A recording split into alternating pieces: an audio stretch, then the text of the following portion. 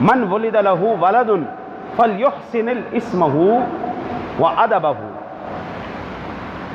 جس بندے کے بھی ہاں اللہ اولاد عطا فرمائے، بچہ پیدا ہو، تو سب سے پہلے کیا کرے؟ فلیحسن اسمہ، اچھا نام رکھے، نام خوبصورت بہترین اچھا۔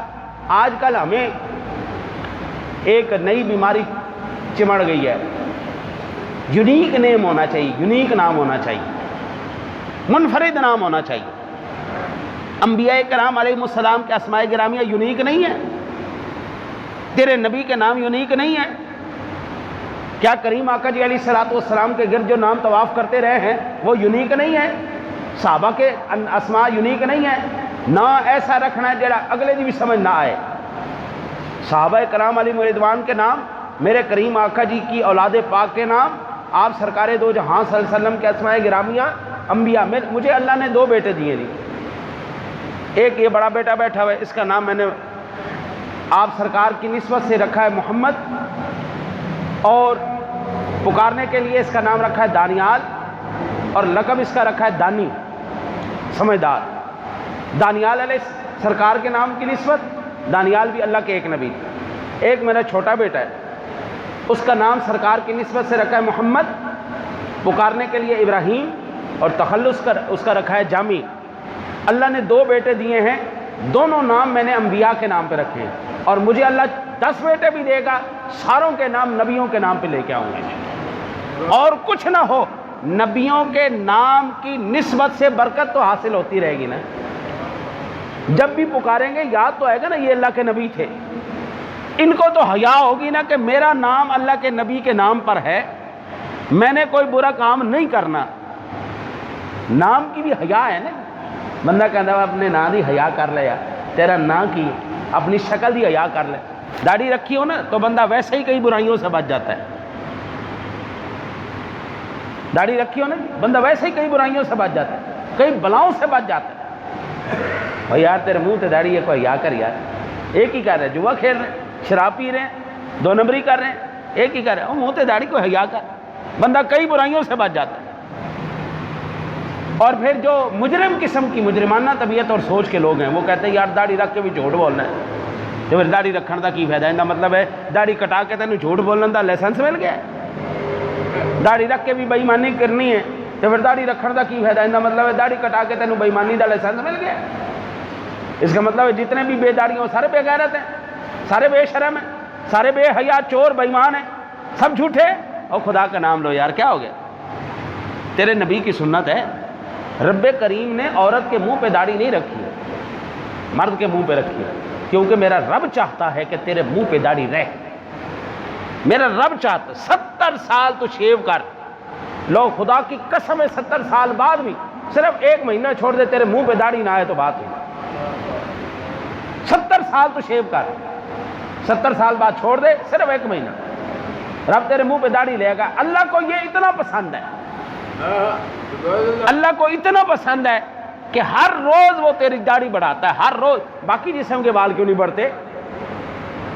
باقی جسم کے بال بھی بڑھنے چاہیے، ہمارے سینے کے، ہمارے بازوؤں کے، ہماری ٹانگوں کے، ہمارے گالوں کے، نہیں یہ داڑھی کے بال کیوں بڑھتے ہیں؟ اللہ کو پسند ہے، اللہ کو پسند ہے تیرے منہ پہ داڑھی ہو، تو 70 سال منائی رکھ، منائی رکھ، منائی رکھ، اللہ اگاتا رہے گا، اگاتا رہے گا۔ شاید آج بندے کو سمجھ آ جائے، شاید آ جائے۔ آج کے بعد نا جی جو بھی شیو کرنے والے ہیں وہ اتنا سوچ لینا، آدم علیہ السلام سے لے کے سرکار دو جہاں صلی اللہ علیہ وسلم تک، صدیق اکبر سے لے کے حضور کے آخری غلام تک، اللہ کے ولیوں میں حضرت تمام امام جعفر صادق سے لے کر آپ سرکار دو جہاں صلی اللہ علیہ وسلم کے تابعین، جتنے بھی تبع تابعین، جتنے بھی اولیاء اللہ ہیں، حضور سیدی داتا علی اجمیری تک، حضور خواجہ امیر اپنا یہ میاں میر رحمۃ اللہ تعالیٰ علیہ تک، حضور خواجہ معین الدین چشتی اجمیری تک، کسی بھی ولی نے داڑھی کوئی نہیں کٹائی، کسی بھی ولی نے داڑھی کوئی نہیں کٹائی، داڑھی منا کوئی بھی ولی نہیں ہوا، ایک بھی نہیں۔ تیرے نبی کو یہ اتنی چیز پسند تھی، آپ سرکار اس کا اہتمام فرماتے ہیں، حکم فرمایا رکھ بھائی۔ ایک بندہ آیا ایڈی ایڈی موچھوں نے، ایرانی وہ آئے ایلچی، مچھن وٹ دے کے تاؤ چڑھایا ہوا. حضور نے فرمایا یہ کیا ہے یہ کی؟ کہنے لگے جی ہمارے خدا نے یعنی بادشاہ نے ہمارے خدا نے حکم دیا ہے داڑھیوں کو کٹاؤ مونچھوں کو بڑھاؤ، یہ مردانگی ہے. کریم آقا جی نے فرمایا میرے خدا نے تو حکم دیا ہے ان کو پست کرو اس کو بڑھاؤ. میرے خدا کا تو یہ حکم ہے، میرے رب کو یہ پسند ہے، تیرے خدا کو یہ پسند ہے، تو یہ رکھی رکھ ہم یہ رکھی رکھ. اور کچھ بھی نہ ہوا نا جی، کچھ بھی نہ ہوا. قبر میں کم از کم بندہ ایک چیز تو لے جائے نا نشانی کے طور پر کہ ہم حضور کے امتی ہیں. باقی جو ہم کر رہے ہیں دین کے ساتھ وہ تو ہم جانتے ہی ہیں. وہ مسلمان کی بچی اسلامی مملکت ہو، میڈیا اسلام کا ہو، اور اس پہ خبر چلے گی شادی کرنے کی لوڑ، نکاح کرنے کی کیا ضرورت ہے؟ ایویں اپنے آپ کو باندھ دینا، لیون ریلیشن میں رہو بس ٹھیک ہے. تیرے نبی نے کیا کیا؟ من ولد لہ ولد، بچہ پیدا ہو جائے فلیحسن اسمہ، اس کا نام اچھا رکھ، ادبہ، اس کو ادب سکھا، اچھے مکارم سکھا. فَإِذَا بَلَغَ فَلْيَزَوَّجْ، جب وہ بالغ ہو جائے تو پھر اس کا نکاح کر. فَإِن بَلَغَ وَلَمْ يُزَوِّجْهُ فَأَصَابَ إِثْمًا فَإِنَّمَا اسْمُهُ عَلَىٰ أَبِيهِ. جس کے ہاں بھی بچہ پیدا ہو اسے چاہیے اس کا نام رکھے، اسے اچھی تعلیم و تربیت دے، پھر جب وہ بالغ ہو جائے اس کا نکاح کرے. اگر بچہ بالغ ہو گیا اس کا نکاح نہ کیا اور اسی حال میں اس نے کوئی گناہ کر لیا تو اس کا گناہ اس کے باپ کے سر پر ہے. میں نے آپ کو پیچھے حدیث سنائی، حضور نبی اکرم صلی اللہ علیہ وسلم کے پاس بندہ آیا، یا رسول اللہ تنگ دست ہوں.